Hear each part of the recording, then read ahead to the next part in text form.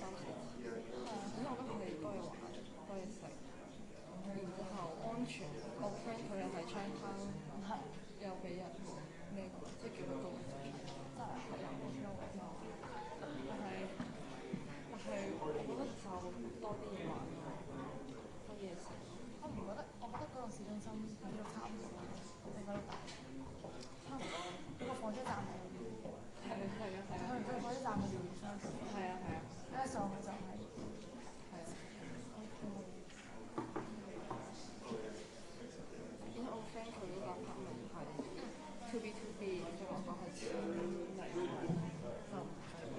佢哋嗰度啲裝係平啲嘅，我唔知點解。我之前睇，佢以前即係佢嚟講先係係靚唔靚？OK，真係少啲頭，冇咁差。但係佢係一個小區。哦，明白。唔差。即係唔知啲頭。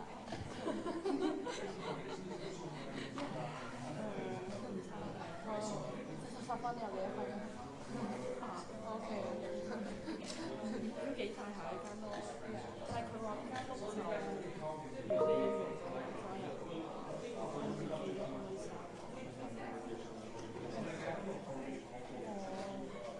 真係唔得，佢哋就走落，同埋佢洗幾好洗。即係千零蚊，即係唔計水電費。然之後所以我就，因為佢有新嘅樓盤，佢出翻嚟賣。6月24。我係幫7月尾，所以我7月做完7月落去，可能幾多嘢？呢種收下咦？我話媽咪我可唔可以同我講？唔想自己一個人。因為我可以去過一個，一齊過6個先。未做。乜都未做。係啊。都好咯。完全冇朋友，最大嘅問題，真係一個空心。上翻嚟玩。每個禮拜係咪？即係5、6日冇。Right, let's just do it from here because we will really don't do it from there, so sorry about that.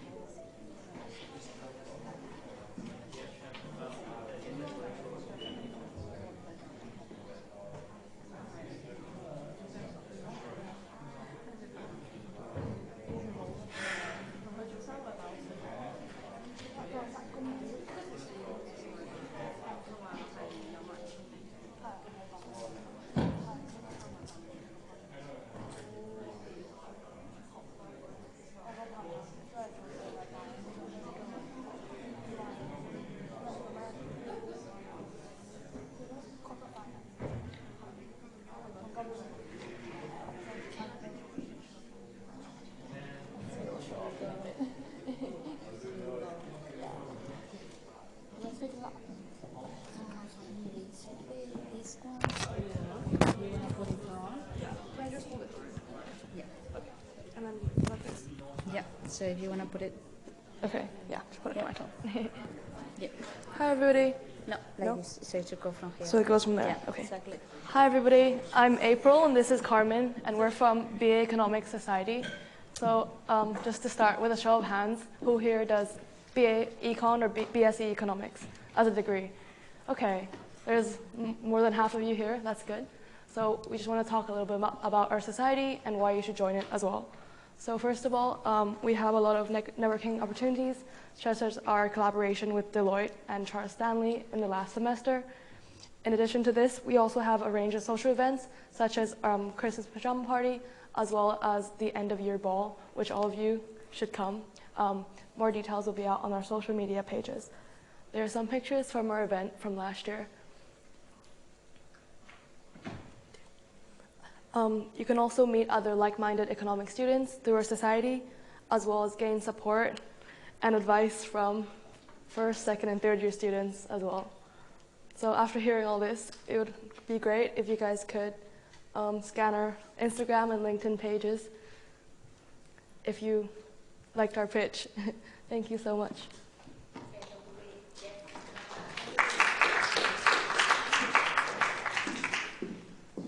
Right, so thank you very much to Carmen and April for coming to present about the BA Econ Society. All the societies do a very good effort to try to engage students, so please do give them a follow. And now let's see if I could actually try to put the slides here. Okay. Yes, you're welcome. Yes, give me a sec. I'll return to here.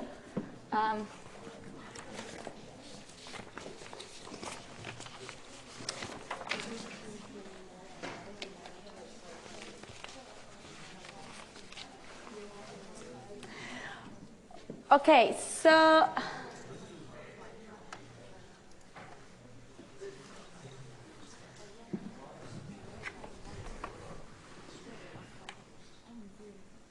right, and now, yeah, you can go from there, yeah.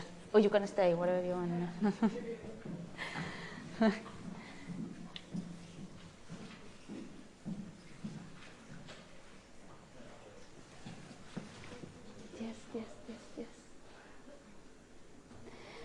Okay, so I'm hoping that will work at some point today. I have another option today. I have it actually here, the equations, but come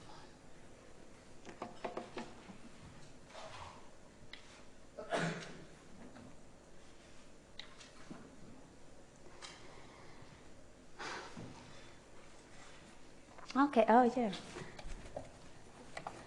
Okay, so remember that the last week we did finish, let me try to get the zoom. We finished with the several reasons why the markets could fail.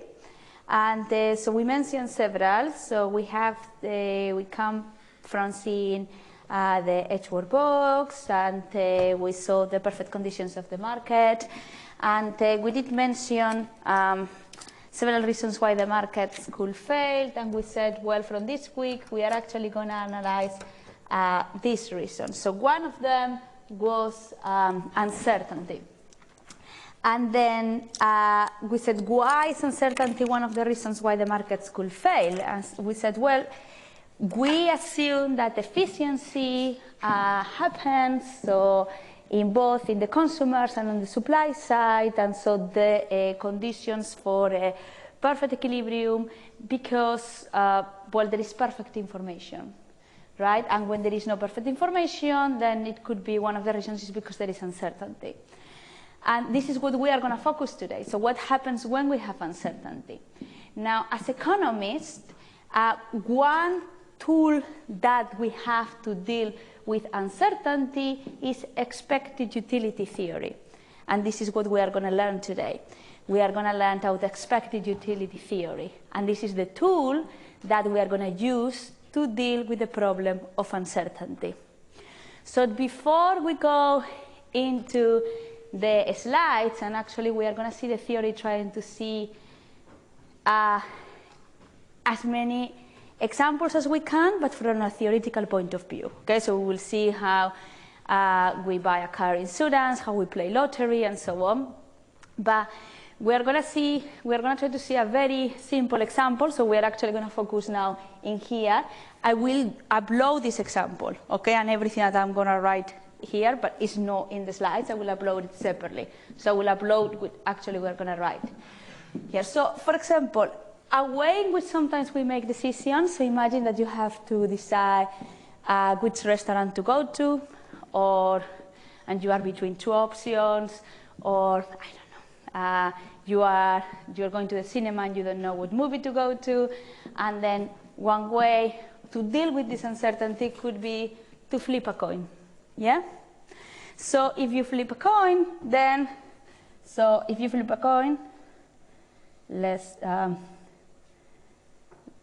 let's just get here, then you have two options, two probabilities, things can happen. That you get heads or tails, yeah?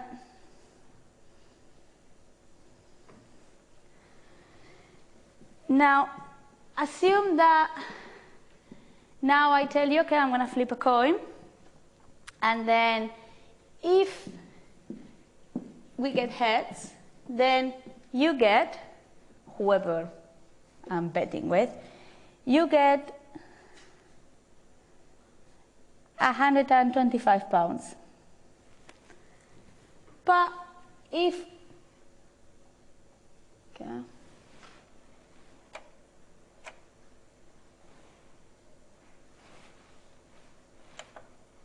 but if we, oh no, but if we have tails, stop, then you give me,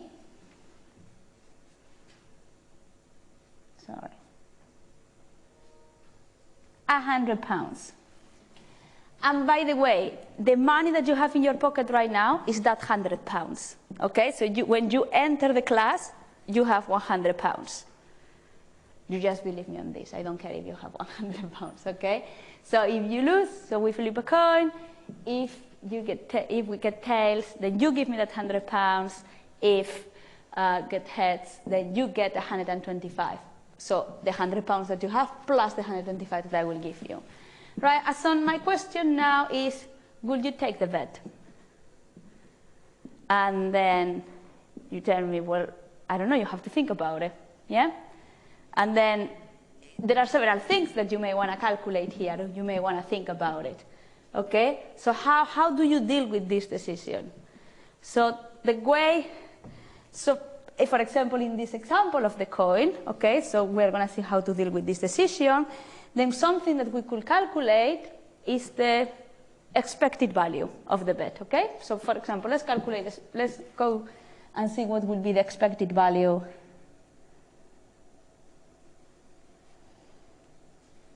The expected value. Okay, so what will be the expected value?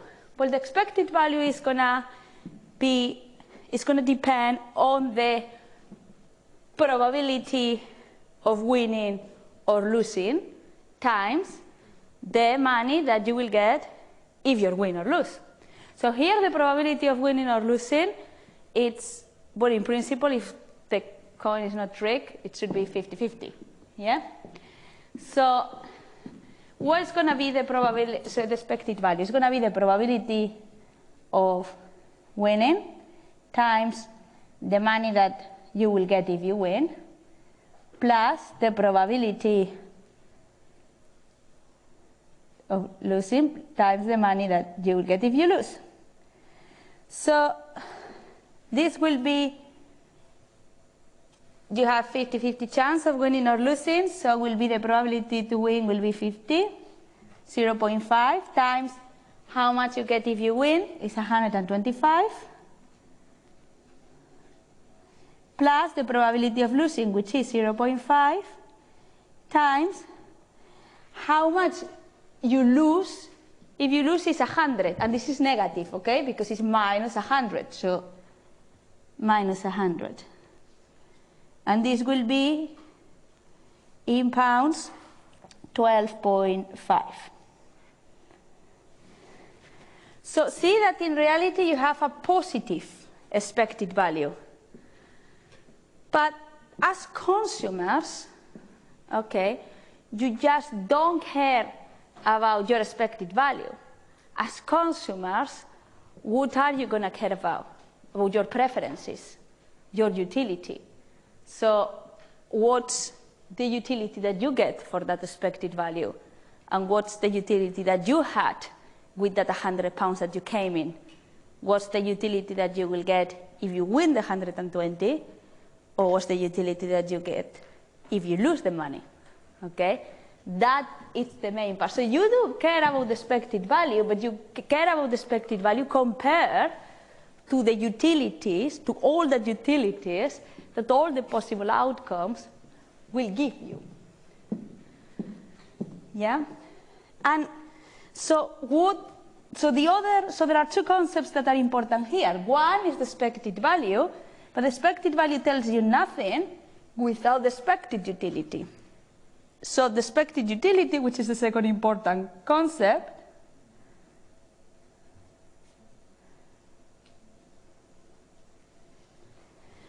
is gonna be the, again, probability of winning or probability of losing, which in this case we already know is 50%, times the utility that you will get of winning or losing. Now, here we've not defined utility yet, okay? So let me just put it as just utility. And this will depend on how your utility function is defined. We will now give a utility function. So you are going to care about these two concepts. Now, something that is going to happen here, a very important concept when we take bets, is that you are going to have diminishing marginal utility.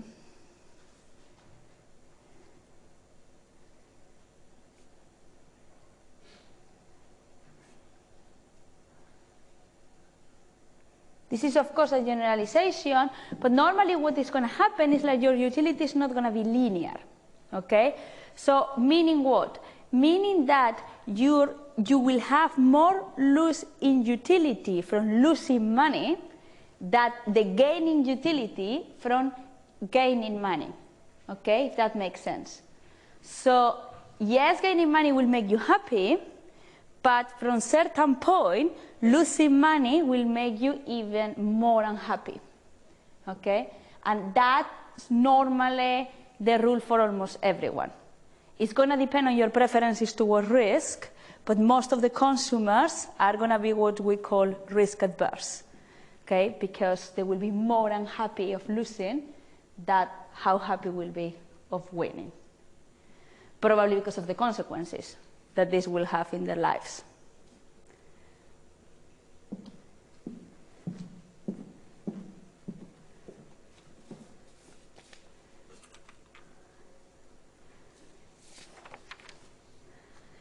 Okay, so let's assume then that, let's define a utility function. So let's have a utility of the root square of C, where C is consumption in pounds, okay? So, for example, your initial consumption in pounds, because you entered the class with 100 pounds, was 100 pounds. So, what was then your initial utility when you entered the class? So, your initial utility when you enter the class, which we are going to see as U0, will be 10, yeah?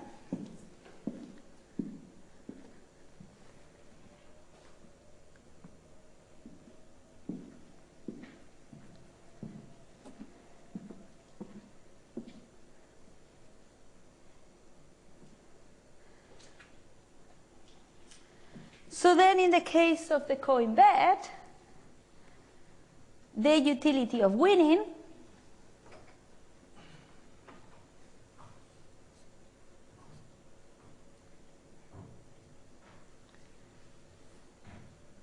yes, so remember that if you win, right, so remember that you enter the class with 100 pounds. If you win the bet, you get 125, yeah? So in reality, if you win, how much money you have? 225, the 100 pounds that you already have in your pocket, plus the 125 pounds that you win, okay? So then your utility of winning will be 225, because this is the total amount in pounds that you can consume now, yes? So C defines the total amount that you can consume in terms of pounds. So the money that you have plus the money that you earn. Does it make sense? So that's the difference also on how you are calculating the expected value. So expected value is expected value of the VAT, but in terms of utility, you are doing it in terms of wealth. Yeah. Now, what will be then the utility of losing?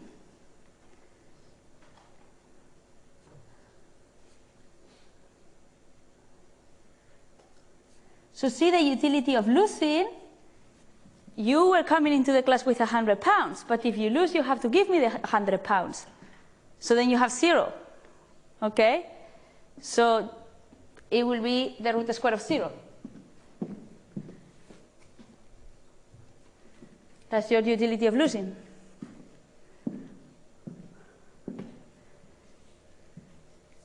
Yes, everyone following? Okay, so then if this is our utility function, now we can calculate, so this is still our expected value, so the expected value we could calculate it with this data. Okay, so let me actually pass the expected value here, so we have everything together. Yeah, so we have expected value, which we are going to call just with EV, which it was 0.5.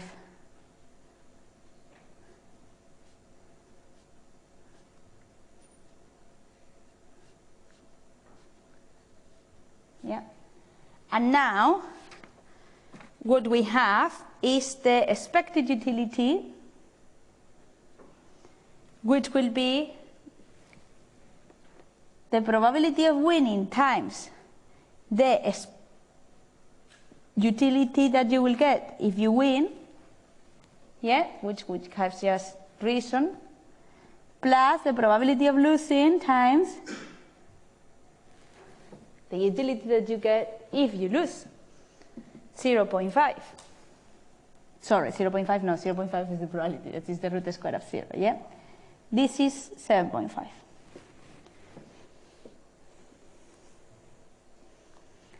Now, we said in reality, whether you take the VAT or not, should be made in terms of utility, because you as consumers, you care about utility.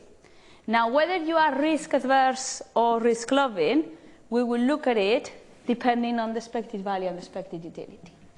Now, see that the expected utility that you will get if you take this bet compared to the initial utility. So remember that the initial utility that you had when you entered this class was 10, yeah? So this is less than the initial utility. So the expected utility that you will get if you take the bet is less than the initial utility than when you enter the class. So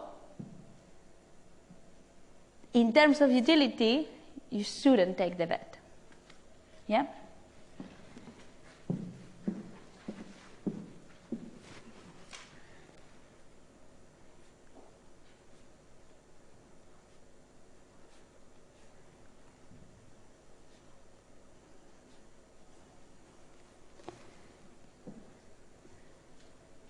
But here I'm making a very strong assumption also. But not that strong, because we know from research that most humans are risk-averse. Okay? I'm assuming that you are risk-averse. It could be that some of you are risk-loving and there is still a probability of winning, and you still may take the bet because actually maybe your preferences towards risk tell you that, well, even though for most of the people they will lose more utility than the one they will win, that they will win if they win, you know, for some people it's the opposite. They will actually be happier for each pound that they earn than for the one that they lose, and they may prefer to take the bet. Okay? So then here it comes into play also the preferences towards risk. Okay, so how we can look at this compared in a graph, okay, and assuming that this person is actually risk averse. Yeah? So what we have calculated here. Okay, so we're going to do 2 more calculations also. Okay, so we are going to represent utility on the y-axis. So here is where we're going to have utility. And here we're going to have wealth. Or well, the pounds, yeah? This is going to be our origin. Now neutrality is going to be a straight upward line, okay? So that's going to be our risk neutrality. So for neutrality, it's going to be when our wealth is equal, our expected wealth is going to be equal to our expected utility all the time. Okay, so see that, for example,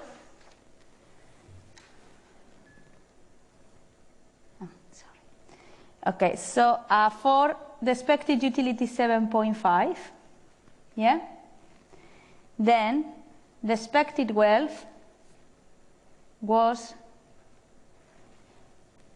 12.5 plus the £100 that you had, okay, because here we didn't consider the £100 that you had when you entered the class, when we calculated the expected value, yeah? Okay, so it will be 112.5.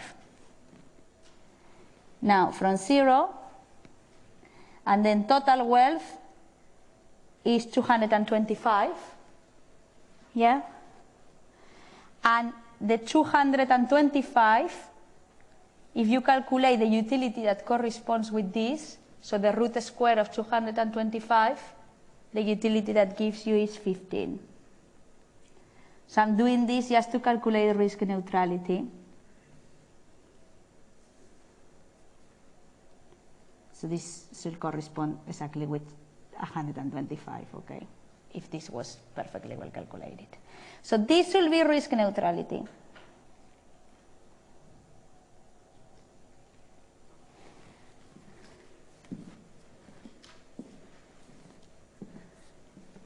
Yeah.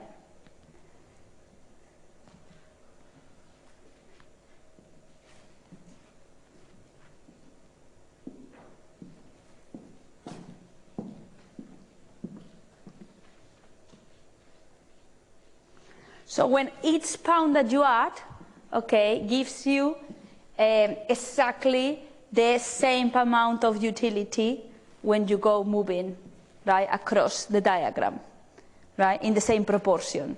So see that, for example, if we move from 0 to 112, each pound of wealth gives you exactly the same increments of utility than when I move from 112 to higher amounts of wealth.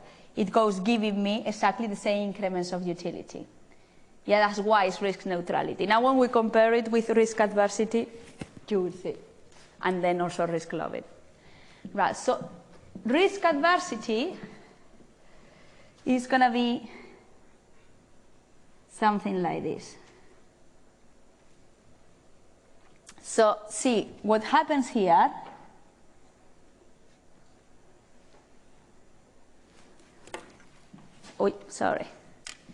is that, see, at the start, you go earning pounds, and then the increments in utility are like high increments in utility, but then every time that you keep earning and earning, it gets flatter and flatter. You know, it makes you happier, but every time makes you less and less happier. So in reality, what this is telling you is that you will actually so the increments in happiness will still make you happy, but each increment will be less and less over time. Okay, it's like the diminishing marginal returns, but with utility. It gets flatter. So you get actually more from losing, okay, more unhappiness from losing, reducing this wealth than from increasing it. So what's going to be risk loving? The opposite.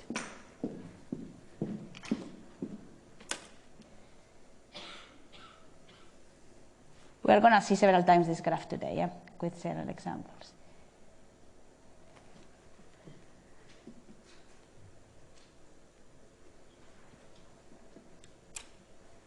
Okay, so in this case, it's the opposite. The higher the money, okay, the higher the increments in utility. Isn't on the y-axis should be expected utility rather than just utility? Yeah, sorry, expected utility, so yeah. Good point, yeah, thank you. Saying down here, it should be, yeah. My other question is, what's the, in the middle curve, what? It's risk neutrality, Oh, risk. yeah. Thank you.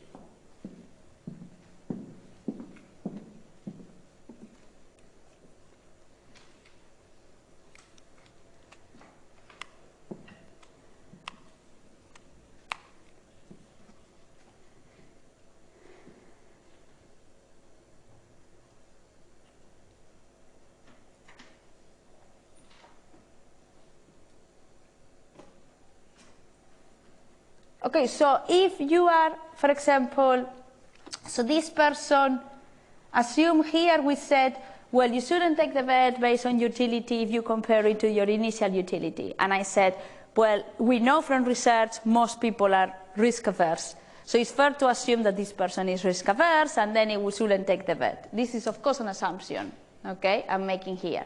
So if this person is risk averse, then it will be, we will be in this curve here. And so we will be at this point, yeah? So, of course, we will have to have this information about this person to actually know that we are here. So I'm telling you this person is risk averse. So if this person is also risk averse, so if you have to take this bet, okay, for this person with these preferences, and you are forced to your expected utility of 7.5, then according to these preferences, which wealth this will give you with the risk aversity. So this will give you this point, so you can actually calculate this. 7.5 equals C, and from here you can get this point here, which is 56.25.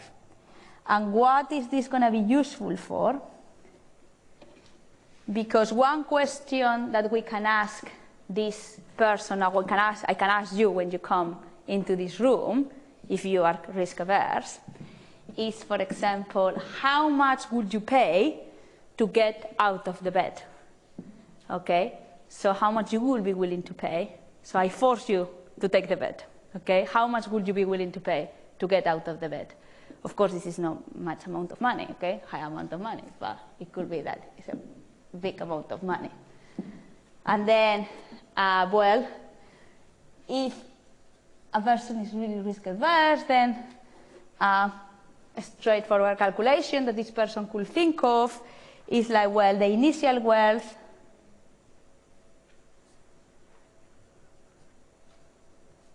minus the expected wealth, assuming this person is risk averse, okay, and there is an expected utility of 7.5. So, which is 100 minus 56.25, and this is 43.75. Which is the remaining, because a risk-averse person loses utility if it takes the bet. Okay? So what was that, 43.75? That could be the money that a risk-averse person will be willing to pay to be out of the bet, because of how much utility you will lose if you lose the bet. Because it will make you so sad to lose the money compared to how happy it will make you to win, okay? that's up to how much you will be willing to negotiate to get out of the bed. Then, do they all have the same utility function though? Do they get different utilities for different values? Like the risk-averse person and the risk-loving, do they have the same utility function? No, each person will have a... Like a Yeah. So I'm assuming that this particular person is risk-averse, okay? So if we had here a risk-loving person, probably we'll have a different utility person. I just gave you the... So in reality here, the graph of the risk-loving, I should not have drawn it in the first place. I just drew it for you to see, compare how a risk-loving person will look like. But yeah. No, each person will have a different one, of course.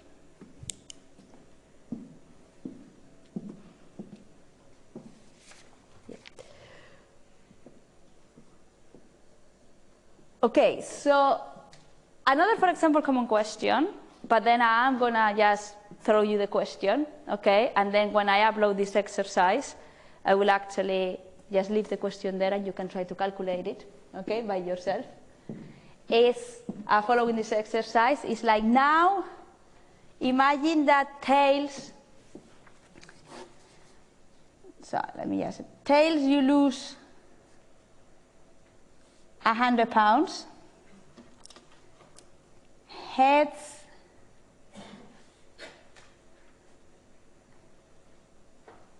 you win X pounds, yeah? How large has to be X for you to take the bet, being risk averse and with the same utility function? Obviously, we saw with 125, you will not take it. So how large has to be X for this person to take the bet? I'm not going to ask you to calculate it now, okay? We're not going to do an hour doing this. But yes, think about it. Okay. Right, so I leave the visualizer up because we're going to do a lot of visualizer because we're going to follow the slides with this. Because mathematically the lecture today is a bit... Okay, so this is a bit what we are going to do today. Because this is pretty much what we're going to do today, uncertainty, okay? And then we have uncertainty in many situations of our daily life, okay? So we have it with insurances that you have there. You have it like buying lottery. You have it in situations like this. And then we will actually finish with the labor market, okay, on why, for example, you are at university, okay, and how you signal yourself into the job market. Okay, so this is the bet for today. Okay, so then let's move, for example, to insurances, okay? Insurance, car insurance. And how, why do we, how do companies do differentiate and how do can actually make the decisions on how much to charge to different consumers? Okay, so we are going to move across different examples because each example is actually useful to explain one theoretical concept, okay? And then everything will actually come together. But these graphs that we have seen here and the expected utility theory will be useful. So everyone understood the example of the coin? Yeah? Okay. Will be useful to understand this. Right, so when you buy a car, there is a probability that you will have an accident, okay? I know you are forced to have a car insurance, right? So there is no decision on whether you should buy a car insurance or not, you have to. But for example, if you are from a car insurance company, how do you know who is high risk and no high risk of having a car accident? Right? How do you differentiate on that? But obviously, there are certain aspects of a person that can help you to differentiate on that, but many times it's very difficult. Think about when you go for an interview also, right? Of course, you have a CV, you have recommendation letters, but it's very difficult to know about the skills of how productive you are going to be, right? Without you working for them. So there are certain things that they have to know how to differentiate. So it could be that we have a car accident, which you have there with an A, or that we don't have a car accident. Now, with probability 100, which that's why you have there a 1 of the two events is going to occur, right? We don't know with what probability a person is going to have an accident or is not going to have an accident, but we know that within a period of time, with probability 100, one of the events is going to occur. Either you're going to have an accident or you are not going to have an accident. Now, an accident is going to cause a loss of X pounds, or L pounds, okay, that you have there. Now, that L pounds is going to depend also on the type of insurance that you have. So it could be that the insurance company pays everything. You, of course, have to pay a premium to the insurance company, which we will see now in a minute. Or it could be that the insurance company pays a part of it. So that's what you have there, the state contingent. Okay, so if you have an accident, assuming that you have an accident, the insurance company either pay part of it, of all of it, that's the state contingent, and then if you don't have an accident, okay, then it could be that then you have paid your premium and you have like some price for it, okay? It could be that you have a reduction for the next period, but you keep paying. Okay, so, right, so now, assume now that you have a nice, what I will do is to follow the slides at the same time, okay, replicating a little bit so you understand what is in the slides, what is going to happen in the papers. Okay, so assume also now, so gamma that you have there, it is going to be kind of the proportion that you pay for like the insurance, okay? So it's going to be £1 of the insurance. And it will depend on the premium that you are paying, okay? So the total wealth or income of the driver is going to be M. So this is the total wealth of the driver that gets the insurance, whoever is employing the insurance. And this is going to be relevant because it's going to be like the person who was flipping the coin, okay? So like that £100 that you had, that's your wealth, but that's the wealth of the person who is going to get the insurance. And remember from the last slide that you had two stages, okay? Two scenarios, okay? Two worlds of state. One scenario where there is no accident, okay, which is NA that you have there, which is consumption, okay, like the consumption that we were talking before with the flip the coin, but in this case it's the same, that will be your wealth that you have remaining to consume, right? And then the second one in which there is an accident. Okay, so how do we look at this wealth? Okay, so your stage in terms of contingent of consumption is going to be on your consumption if there is an accident or if there is not an accident. Yeah, which is what you have there in the slide.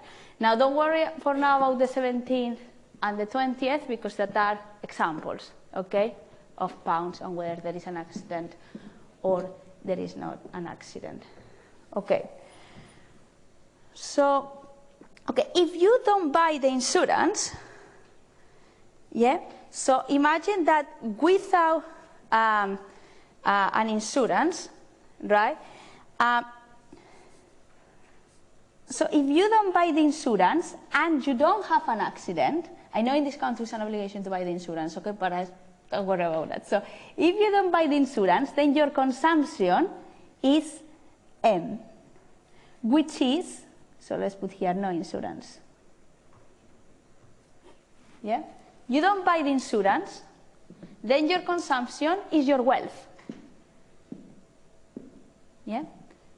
So this was exactly the same like when I was saying you flip a coin. You enter the class, you have £100, your consumption is £100, you don't take the bet, nothing happens. Yes, so this is exactly the same than before. Your consumption will be M, your total wealth. And if you don't buy the insurance but you have an accident, what is going to be your consumption? M minus, remember what was the cost of the accident from before, from 2 slides or 3 slides before? L, which is the cost of the accident, okay? We say if you have an accident, you assume that the accident cost L pounds. Yeah?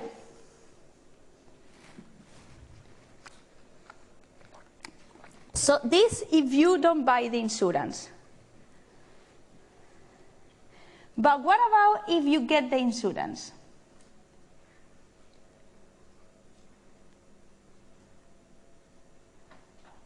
So everyone can see what happens if you don't get the insurance, right? So what are these 2 states that you get?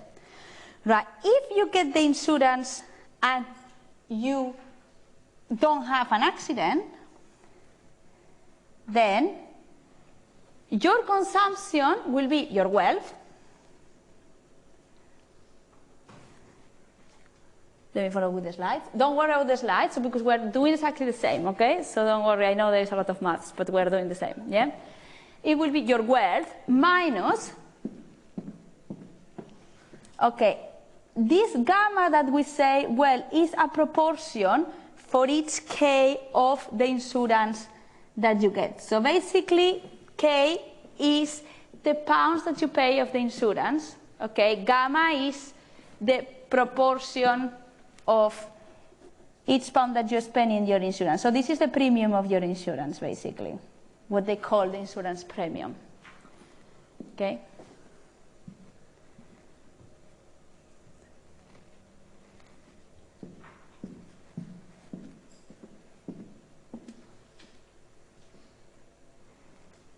So you will pay this proportion as the insurance premium.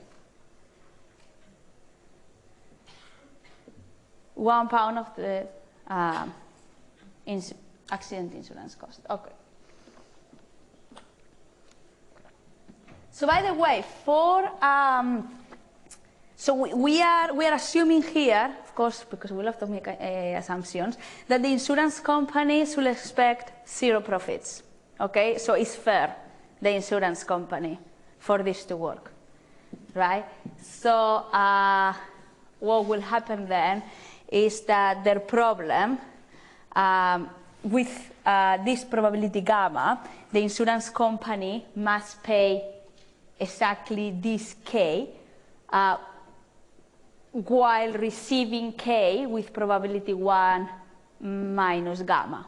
Okay, so they receive 0 profits. So they receive gamma and then they will pay so they will receive K and then they will pay with the same probability K to whoever has an accident. Okay, so it will be exactly balanced on the people, the money that it spends. They will not actually charge a higher premium to have a profit. We are making this assumption, just in case someone was wondering. Whether that happens or not in real life, that's a debate we're not going into. Okay, so, right, what about if you have an accident if we get the insurance then? Okay, so let me finish this and then we'll have a break, okay? Because if we cut this in the middle, it's a bit, okay. Right, so then it will be your wealth, okay, this is when it gets a bit longer. Your wealth minus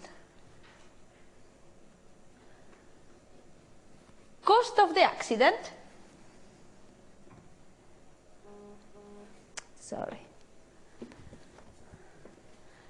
cost of the accident minus, because cost of the accident, wait for this, and this will vary depending on how much you have agreed with the insurance company to pay. So it could be from 0 to total cost.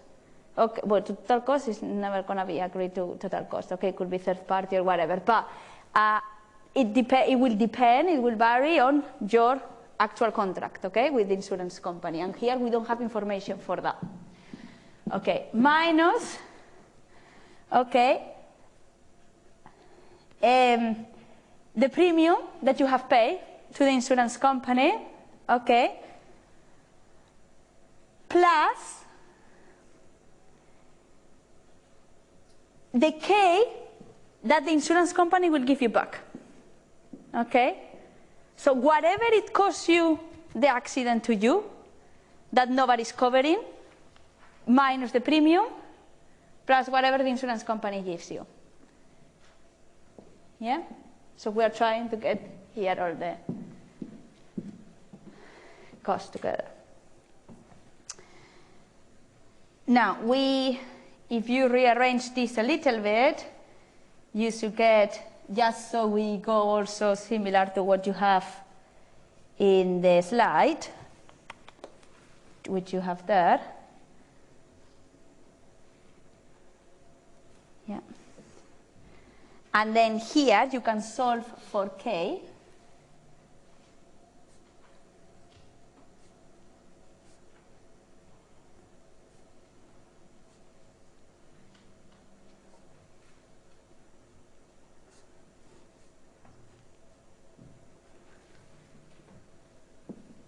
Just to know exactly that payment, okay?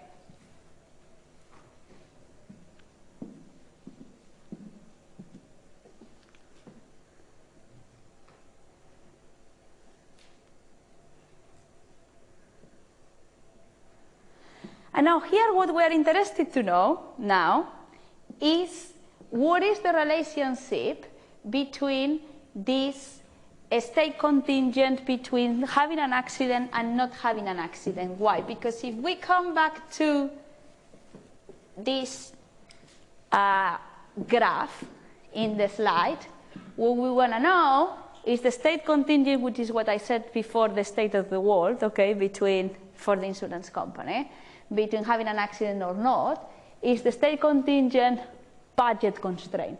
So to get exactly that budget constraint that we have there, now that you have solved for K here, the only thing that we are doing here is to substitute this K, let me call it equation 1, into this one. Let me call it equation 2. It's the only thing that we are doing, substitute this one into this one. Yeah?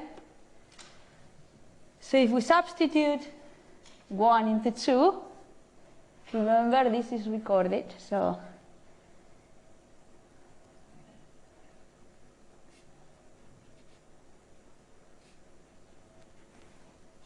then we get exactly that expression that it's the state contingent budget constraint, okay?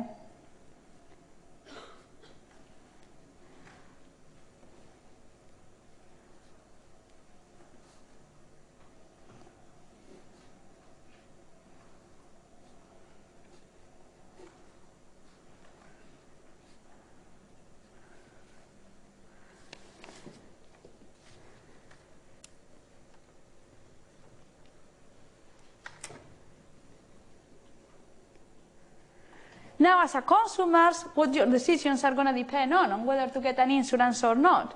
Well, they will depend on your utility function, which is not defined yet. Okay, so it would be similar to the flip the coin example. So on the state contingent consumption that we have here, but also on your utility function and your preferences towards risk and whether you believe, well, an accident occurring or not, depending on how are your preferences defined. And to understand how preferences are defined is where we are going to leave this example for a minute, come back to see how we define preferences, and then come back to this example. But first, 10 minutes break. Yeah.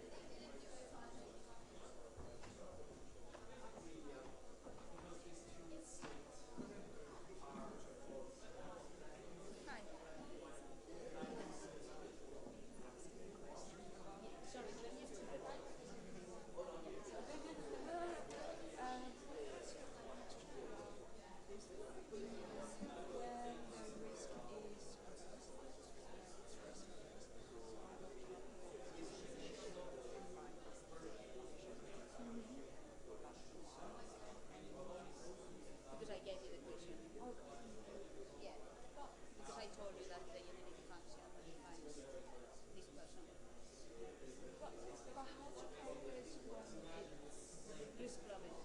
risk loving. I didn't tell you. I just saw you risk loving, so you see how it compares to the other two. But the risk loving person will be a completely different person with a completely different action. So you know, he will be a different person. So I just put this person in this graph just to show you this other risk loving person. It's no, it will not have the same unique function. But the thing is, like, so you see, like consumption is squared.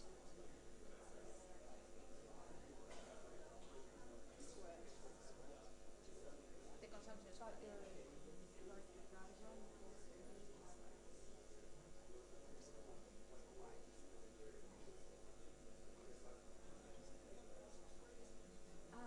no, but this is just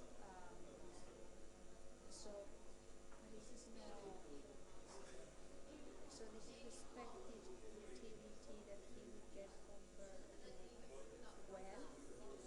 So but it's no so it's not a representation of the specific this equation. It's just the representation of the risk preferences for this person. So, so it doesn't actually have to be specifically this point or this point. So it is this point for this person. Okay. But for this person, we have completely different utility function. So, so basically. But this is not okay. So this is not the root square of the expected utility. The root square of the expected utility. Okay. So sorry. No?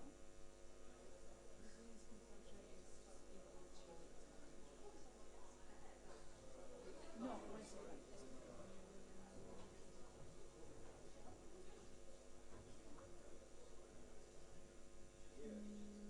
No, so this is expected value, which is what we calculated. The first thing, the expected value. What expected value is this, right? expected well. Yeah, the expected value, you see 120, 100, right? And this is consumption. Yeah. And this is how we represent it. So this is not this root square of C. Yeah, but you put this one. Yeah. Because okay, yeah. So this is still the expected. Sorry, it's the same. Yeah. So it's the same. So yeah, actually yeah. So if you were calculating this point here. Yeah. So yeah. So if the expected value, right, equal to exactly this expected utility, right? So this person would be a risk neutral. Yes. If this person was exactly here and here, this person would be risk averse. So I'm assuming I'm forcing this person to be here. Okay, I'm making that on purpose. But if we make the calculations with this condition, and the calculation with this and this point, this person then will be a risk averse. And I could have forced him to be there. I didn't force him to be there. Like the way you calculate the consumption as well as the expected price for people who are risk averse, consumption is the square of utility. Yeah. But if consumption is square of utility, then eventually the line should be not. Well, yes, but it's okay. Yes, but the problem is like that. So this graph is valid absolutely every single case of preferences to offers. Okay. So independently of how the utility is defined. So the reason is going to be how expected utility is going to be in terms of expected value. Okay, so it is going to depend on how, on the So, you mean because a root square is okay. So, but so the reason here, it is no more that is calculated like that, but it is the fact that this person will have the expected wealth. So basically, this person will have expected wealth, right, below, sorry, the expected utility that you have below the initial expected utility. Yes. All right. Yes. And then, yes, and then also the expected value that it has below the expected value compared to the risk neutrality. And then we are saying, oh, this person will correspond much better with a risk averse person than with a risk averse person. Now, a different thing would be to say that his preferences towards goods and consumption will be represented in a normal utility, which is what you are saying, which yes, because that could be, because then in terms of utility, that consumption will correspond towards different goods, okay? And that, yes, then maybe that is more like this or whatever, okay? But that's not what this wants to represent, if that makes sense. I don't know how to explain it better. So that just wants to represent the preferences towards risk, not towards consumption, right? So I know what you mean, because it's like, in terms of consumption, yes, you will represent that with a concave, okay? But in terms of preferences towards risk, it is about the comparison, how it compares with risk neutrality. So it is always going to be like that, and how it compares with the risk neutrality, if that makes sense. Now, that consumption, then, it will be divided in terms of goods, and yes, because it's root squared, then that consumption will goes to the utility functions. That utility will be represented as concave.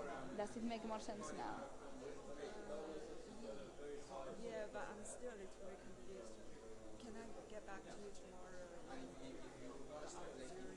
Oh, yeah, of course. Yeah. Thank you very much. Yeah. And don't worry, I mean, I will try to look for a more specific sample. So, yeah. Yes, it's regarding the risk aversion, the risk level, the graphical representation.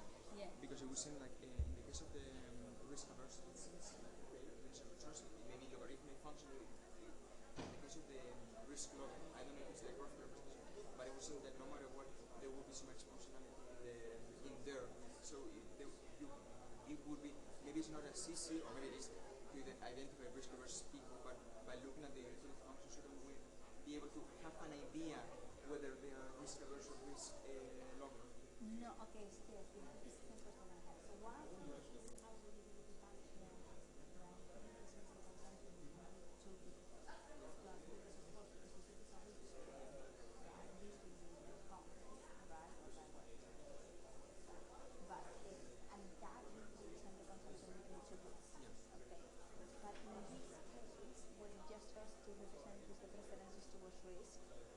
I will have looked at a better example about this because and how it compares the actual utility function with consumptions. Okay, because it has exactly the same, but not specifically the utility function will give you that much information. You will have to calculate expected wealth and expected utility. And then Okay, because I know the utility function is telling you concavity or convexity of the how the goods will be represented. Okay, and now yes, I realize putting a root square created a bit of no, but what we know for sure is that of course the utility functions of each one of them will be different. Yeah, And it will be, but it will be the utility function, the one that determines the category. That's like yes, compared to the others. exactly. That's like when you have the utility function, there is a way for me to see like I have three utility functions by going over the and compared to expected wealth. Yeah, maybe it clarifies a little bit what is going to happen now, okay? But maybe not. But it's a very good point. I think what I will do also when I upload tomorrow the example of the coin, okay, I will put a little explanation also about that, because that will be helpful. I'm going to talk about it.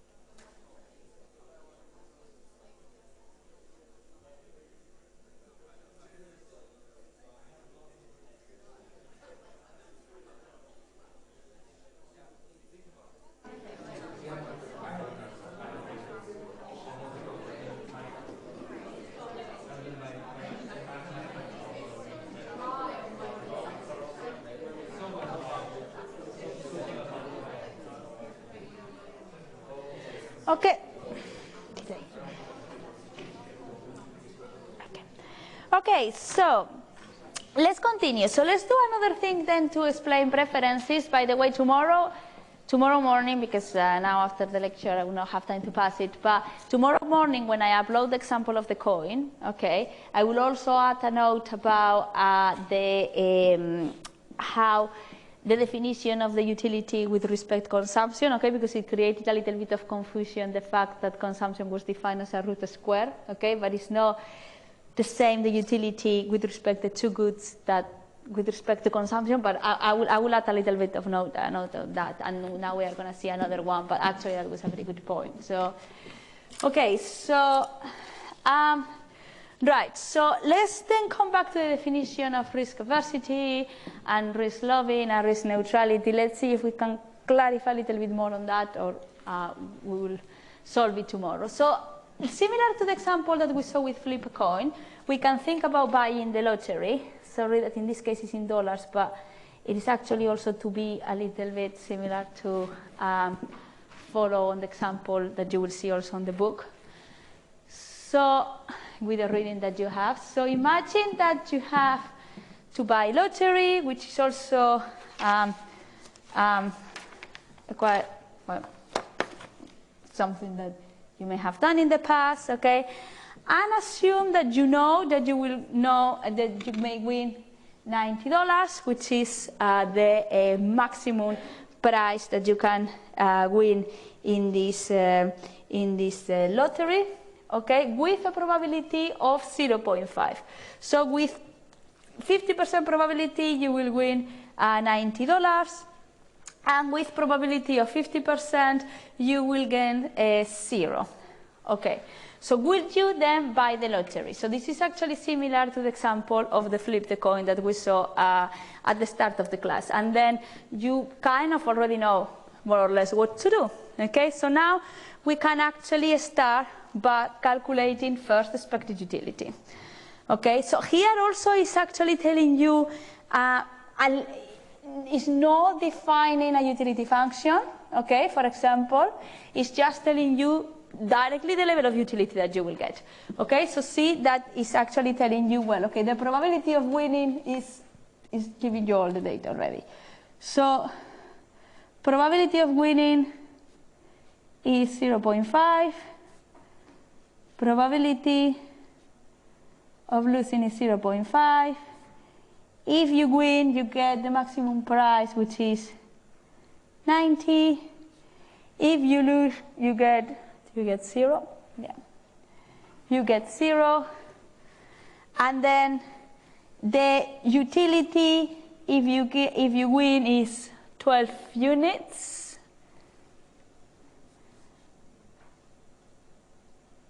And the utility, if you lose, is 2. Yeah. So that's a little bit when you ask me about how important is how the utility is defined in terms of equations. Well, it's not actually going to define how the shape of the expected utility with the wealth is shaped, because that's just defining how the increments in utility when you lose on your wealth, okay? So that's irrelevant in terms of the preferences of the consumer with respect to the goods. Okay, so it's not defining that shape. So here, for example, it's just giving you in units, and still we are going to shape it, okay, as risk adverse and risk loving. But I'll try to make a more defined note tomorrow about that. Okay, so what's the expected utility? Here.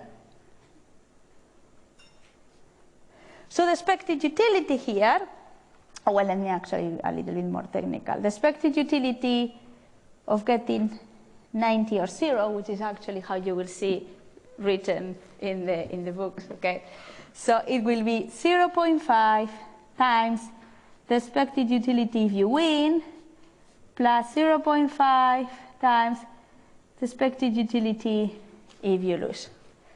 So this will be 0.5, we say 12 if you win, plus 0.5 times 2 if you lose, and this will give you, you have it there, 7.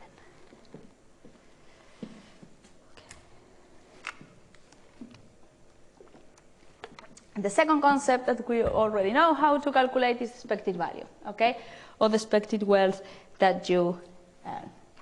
Okay, so the expected value, or, yeah, then it will be 0.5, then you earn 90 times 0.5 and you earn 0, then it's 45.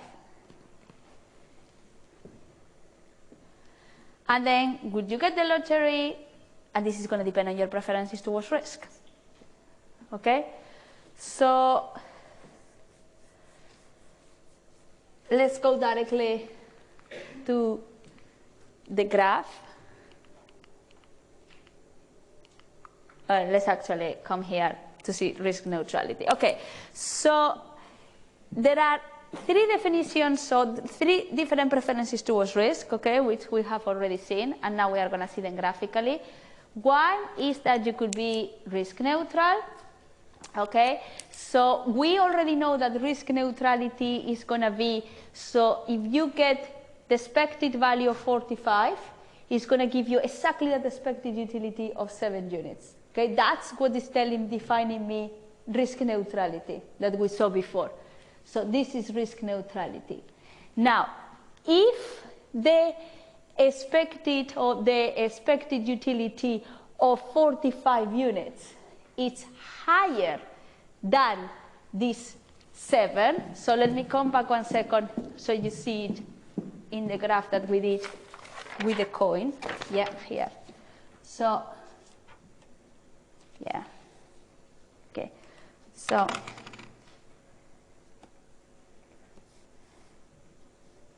yeah.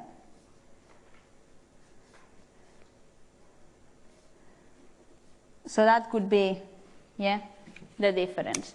Okay, so if that is higher, then it's risk aversion, and if it is less, it's risk loving. Okay, so it will be, if we were at this point, right, then this is risk neutrality, this is risk aversion, this is risk loving. Okay, that's what that slide is telling you. But we are going to see now in the graph specifically for this. Okay, so we know actually that most of the consumers are going to be risk averse.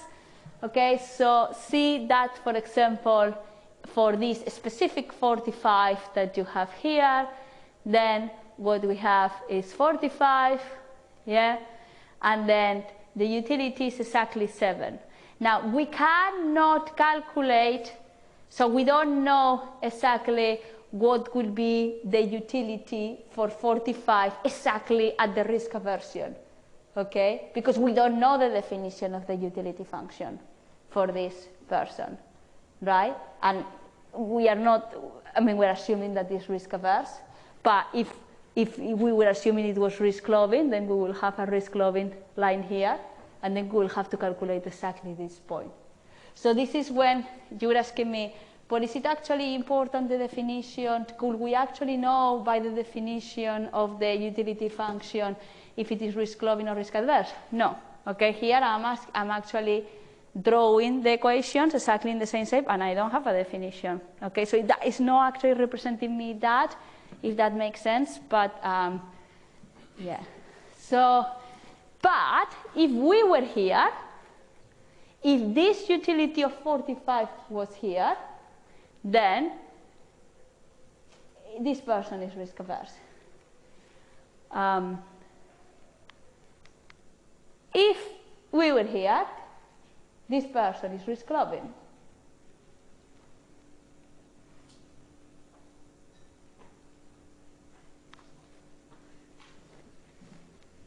Why? Because if it was here, then marginal utility declines as wealth rises, and if it was here, marginal utility rises as wealth rises. Okay? So which is what we were saying before, the declines in how much your utility increases compare how much your utility decreases when you lose money or you win money.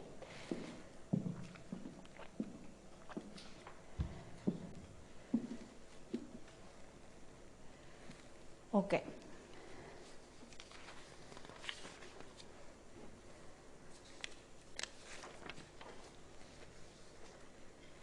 Now that we have defined a little bit more the concepts of risk neutrality, risk loving, and risk aversion, and I hope this has become now more like established and clear, okay, with the coin example and also with the lottery example, but of course we can come back to this concept anytime.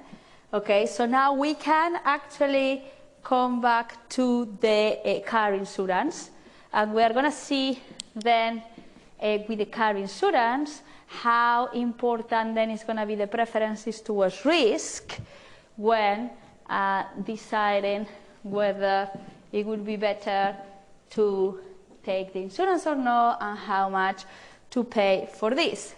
So in this case, what is going to be, okay, sorry. Yes, so in this case then, what is going to be the, so this is where we were, okay? Let's just leave it here for now. So remember, like someone asked me, well, what does it mean the state contingent budget constraint? Okay, so think about when we were talking about goods, good X and good Y, okay? And you have just the consumption of goods. Well, this is similar concept.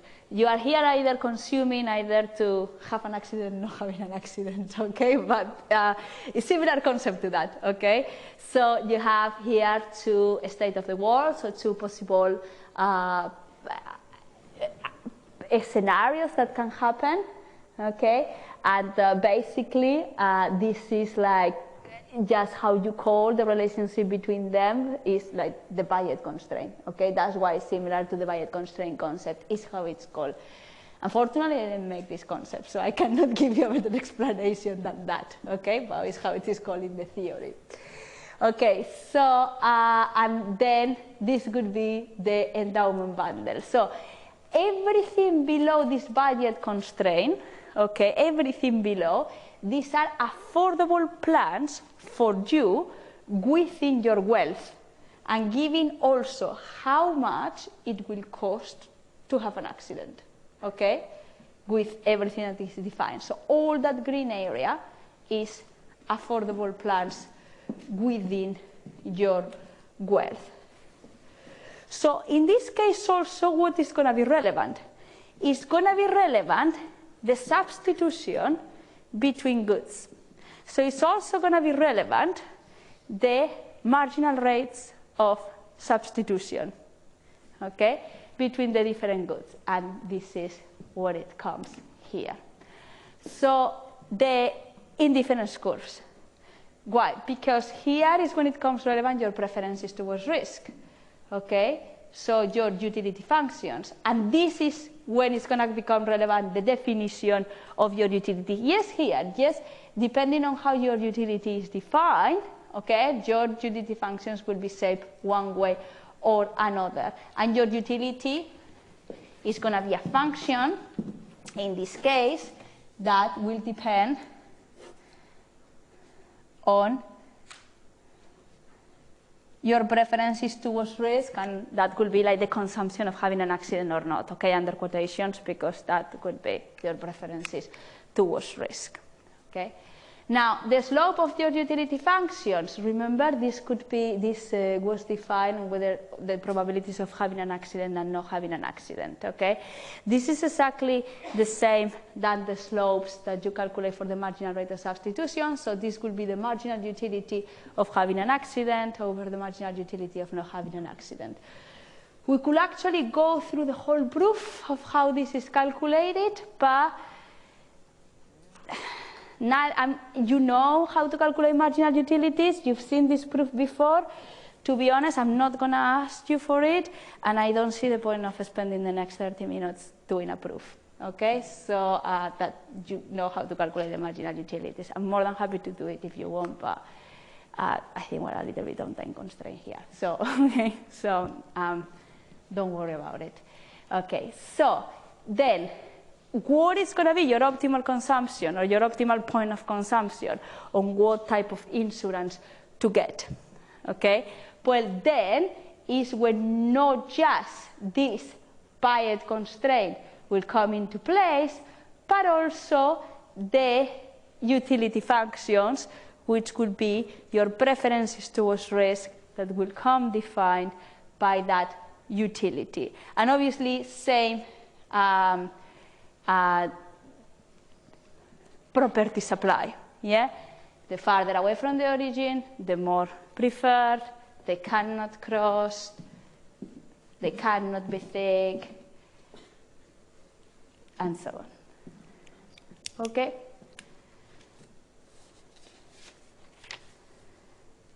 Right, so the marginal rate of substitution then will have to be, so the most preferred point would be where both are tangent, which would be the slope of the Bayes constraint, which we have calculated before, equals the marginal rate of substitution, which is the slope of the indifference curves. Okay? And that will be not just the affordable plan, but also the most preferred plan for you as consumers. Okay, so it will be the most affordable and the one that you will prefer in terms of depending on how your utility is defined. Now here the issue is going to be from the insurance companies also, and how do they actually, how much they charge you, right? How they can actually differentiate which consumers are going to be risk averse and which consumers are going to be risk loving. What do you think is one of the things that are going to happen?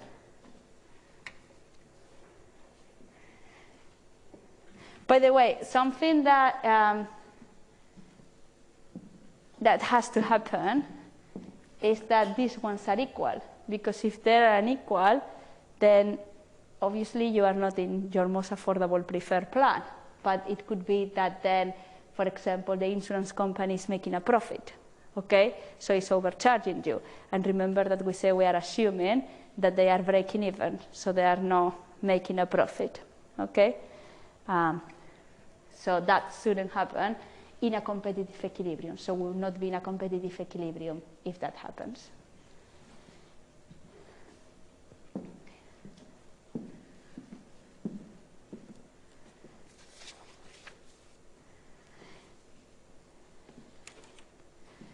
Now, a way, for example, to avoid this risk, not just for the insurance companies, but also for you as consumers, because we put the example with insurance companies, okay? But for example, stock market is another potential market in which also you face a lot of risk is, for example, this is just what I just explained about competitive insurance. Is, for example, diversification. Okay, and here you have an example with shares. So if, for example, you have, so with insurance companies, okay, they will take many types of different consumers, right? Depending on the characteristics of each consumer, okay, you will be paying all the characteristics of the car, or depending on where you live, or depending on different factors, okay, each one will be paying different premiums, right? So this is a way of, for example, diversification. Depending on each market, diversification will change. So if you think, for example, about the stock market, then if you have different type of shares, okay, and this is an example with numbers, but we can explain this much easier. Then instead of maybe investing everything in just one single company, okay, in just one single stock, something that is very common from consumers, it will be to diversify and invest in different, okay, companies on different shares. Okay, so this is, for example, another way of avoiding risks. Okay, so risk, for example, spreading also for mutual insurance.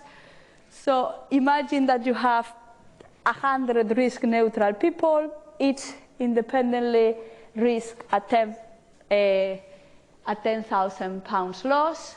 Okay, there is a probability of losing. Oh, this is just a simple example. Okay, of 0.01.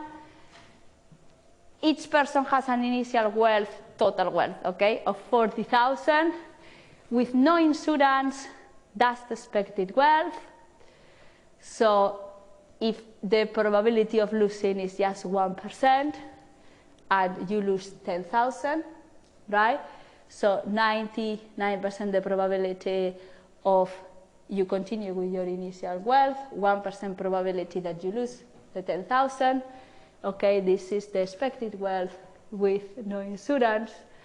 And then imagine that, for example, you get a mutual insurance, okay, between everyone. So then the expected loss is £100. So if each of the 100 people pays just £1 to the mutual insurance fund, okay, imagine you are around 100 people here today, okay, you put £1 in the mutual insurance fund, the expected wealth, okay, for all of you will be your 40,000 that each of you have minus the £1 that you put. So actually your expected wealth is higher than the expected wealth that if you don't get insurance. So you see you are spreading benefits for everyone. It's risk and spreading benefits situation. So this is just like a very simple example to see how risk spreading benefits could work. Obviously, it's not always as simple, is it? Okay, so now, don't start typing when you're finished. Okay, right, so one aspect in which uncertainty happens, okay, and it is actually very common in labor economics, is market signaling and in the education market, okay? And this is one of the reasons, for example, why you come into university, okay? And we are actually going to see how it works, market signaling. And so how, for example, do you think you could differentiate yourself, or how would you utilize, okay, your degree when you go for an interview, right? So how can you differentiate yourself? So there is a lot of literature about this, and a lot of literature on what an actual degree gives you. And one of the things that the degree gives you is a set of skills, or actually some proof that you do have that skills. And that's market signaling. Now there is a huge debate here on, did you already have that skills? And this is actually proof, or like it's kind of teaching you how to use these skills, the degree. Obviously, you don't have the knowledge in economics, but more about the skills, you know. And then it's a way of differentiating yourself of those people who don't have the degree. And why do you want to do this? Well, how do you measure this in terms of wealth? Okay, so you measure this in terms of salary, yeah?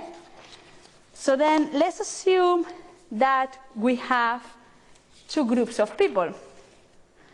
And here we are going to have group 1, which is it group 1, low skill or low productivity workers.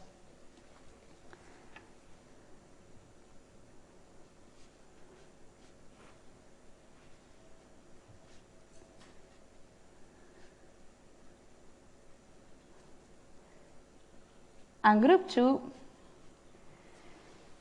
which is high productivity.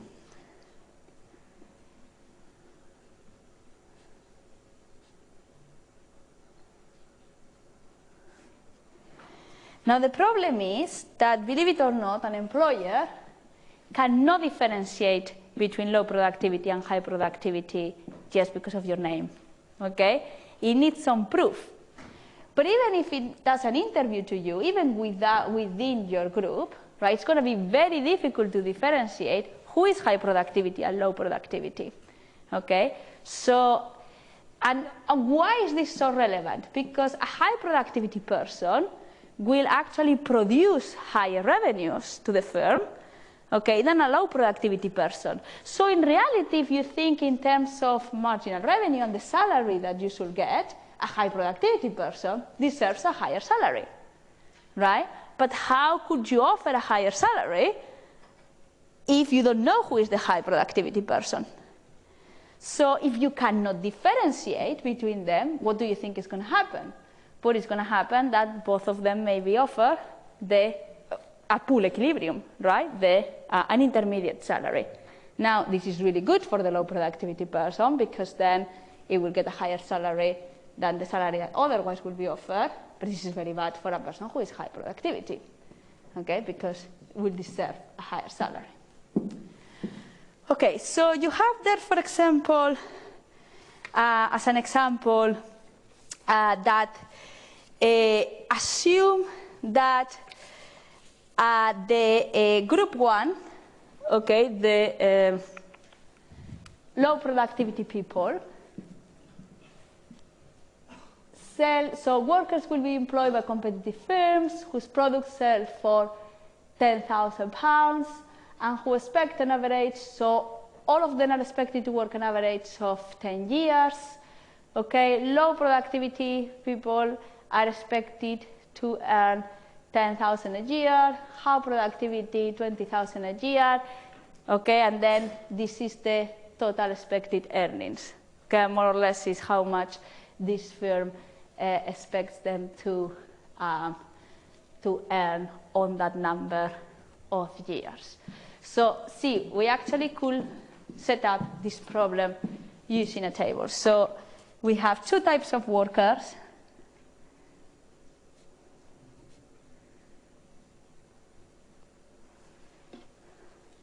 We have group 1 and group 2.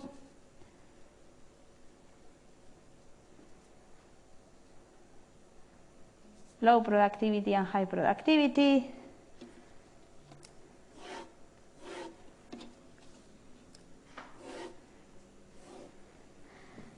And then we have proportion of the population. We don't know, but don't worry about that. And then value of 10 years productivity. That's what the slide is telling you. Right, so let's assume that there are P people in group 1, and so 1 minus P people in group 2. Group 1 in 10 years is going to earn 100,000. Group 2, 200,000. Yes? So we've summarized what the slide is telling me in one table. Right, so now let's assume that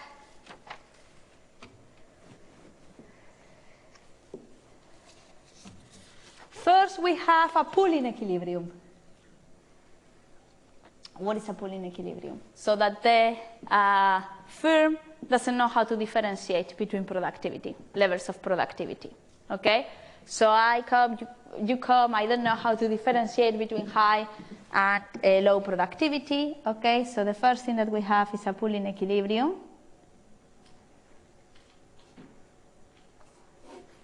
Yeah, I don't know how to differentiate between equilibriums, and then what I'm going to do then?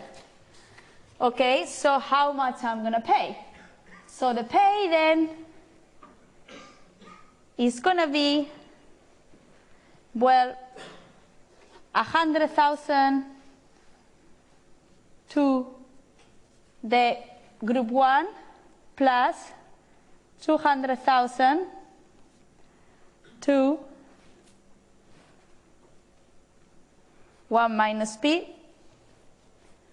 assuming that P is 0.5, okay, assuming that I have half and half, which is a fair assumption to make because we've been making that assumption during 2 hours, so why not? Okay, nothing is telling me any different. So I'm assuming P is 0.5, and also is basically what the slide is assuming there, okay? Then this is 200,000 minus 100,000 P.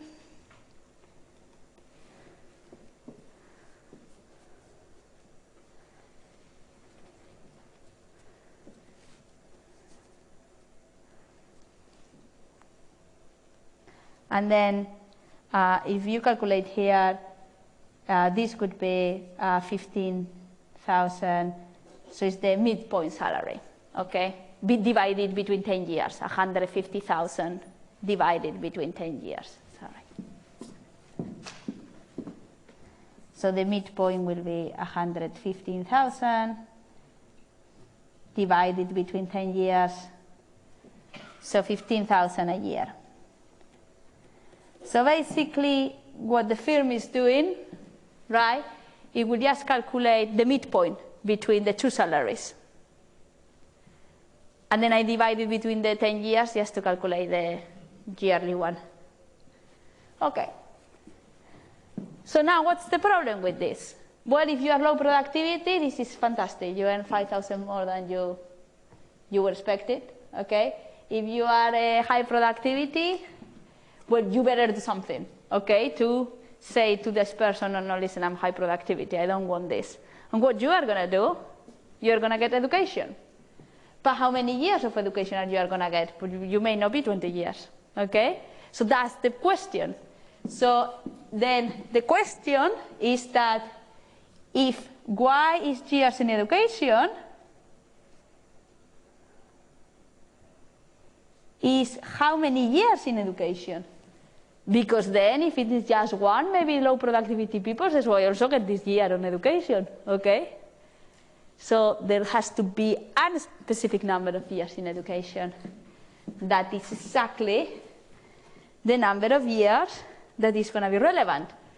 And, or maybe an average mark. But you know, it's easy to calculate the number of years. And that's actually, as a firm, you are the one that has to set up that minimum years to be able to differentiate between them. Okay then. So then what we are going to do now is to calculate the separating equilibrium.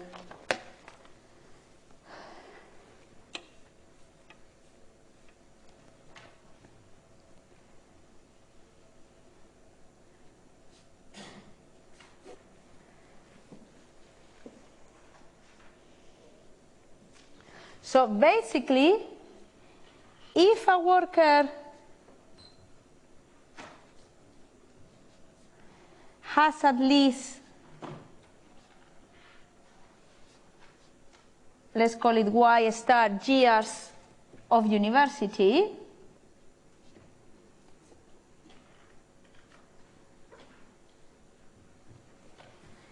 then the worker, 200,000. And if a worker has fewer,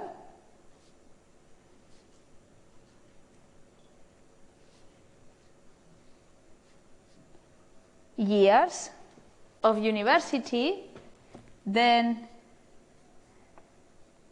earns 100,000.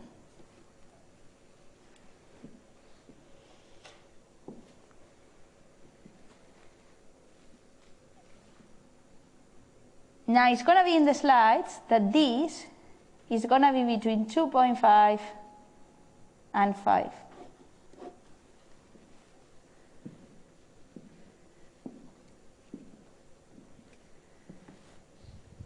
It's going to be in a graph, in fact. And the question is, how do I calculate this?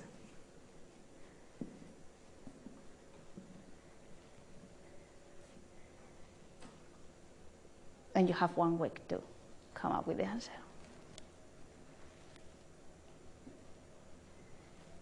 So I'll see you next week.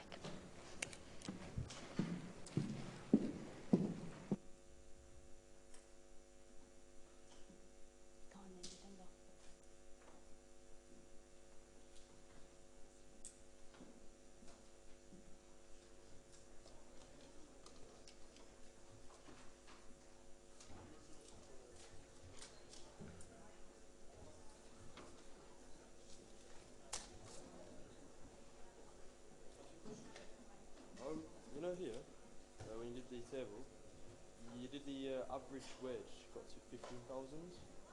Yeah, How did- because it's 150,000. How did you know it was 150? I'm just calculating the Midpoint. midpoint. Why do you? So Well, I'm assuming that this is 0.5 p.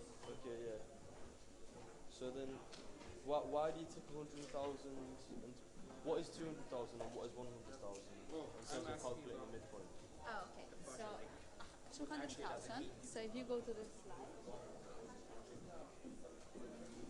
Like, what does it mean by moving from this point to this point? I guess it's. And what does it mean, like here? Not buying insurance. I guess it's more like this is not happening buying insurance. 它在这个地方，它这个上面是啥意思？就是它在这个地方，或者它这个地方。And is this CA is the consumption? CA is the consumption of like, yes. So the higher the consumption of left by the axis.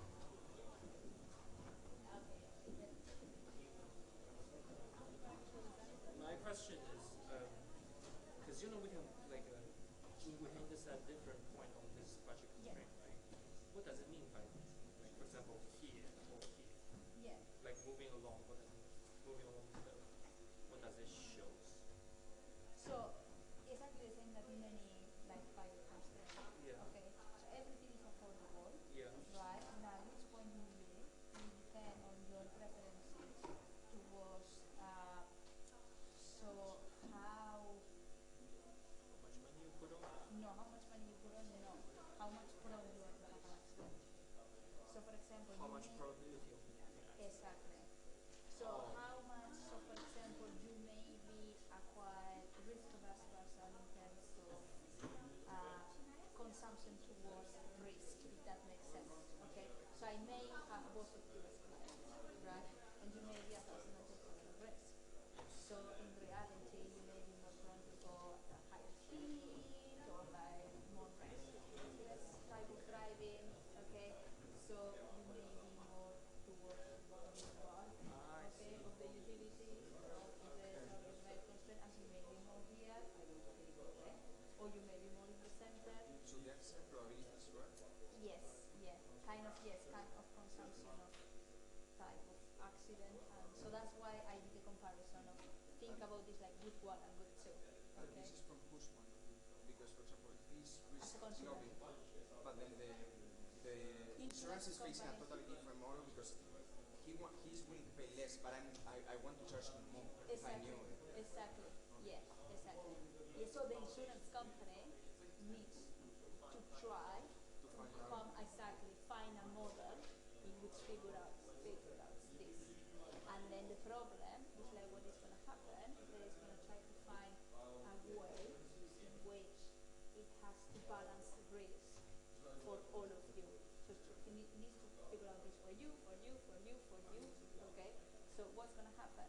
That if he's risk loading, he's going to probably end up paying Much less than me. exactly that Because he I'm- will be willing to than you.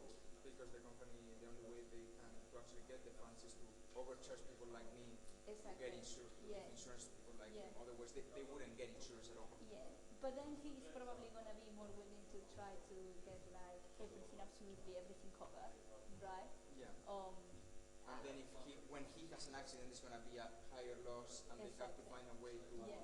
overcharge me so they can have the. yeah, Okay. Okay, makes sense. Makes yeah, sense. this yeah, I mean this is a good example of like real case scenarios that compare to like like that the module. That makes sense. Yeah. Yep, thank you. Thank you very much.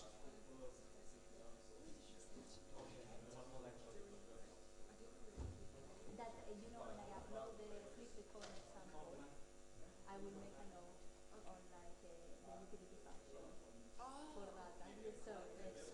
But also because I was going to explain that example in which I was going to draw the risk references with our utility function, you may see like it is not relevant how the utility function is described. So because using the insurance company, it was relevant to actually draw the utility function as the consumption, but it's not relevant for the risk reference system. So see in the here, in the lottery, where is it? Here. Here. There is no utility at all. Function. We are still drawing them. I don't know if that makes sense. Yeah, that So we does don't make sense. use them to draw that. I don't know how to explain it, but when I upload the example of the coin tomorrow morning, I will have a note on that, trying to explain that. Because it is relevant to draw the consumption of the goods, but not for the risk preferences. So it should be just to compare this. I don't know how to explain better, but yes, so it's not. It doesn't matter if it is root square or not with this. Okay. But yes, following different schools. But these are not in schools. Yeah. Thank you very much. You sure? Yeah. But it's a very good point because actually, you know what I realized when you made me that question? Nobody asked it last year. Nobody cared. sorry. Appreciate the submission of customer satisfaction. It's Thank you. you so much. Thank you. Yeah. Because I didn't. No, it's really good. appreciate The only thing like I had to check with Mario because just because I didn't. Yeah, like we never met before. That's it. No, not just that, but also I get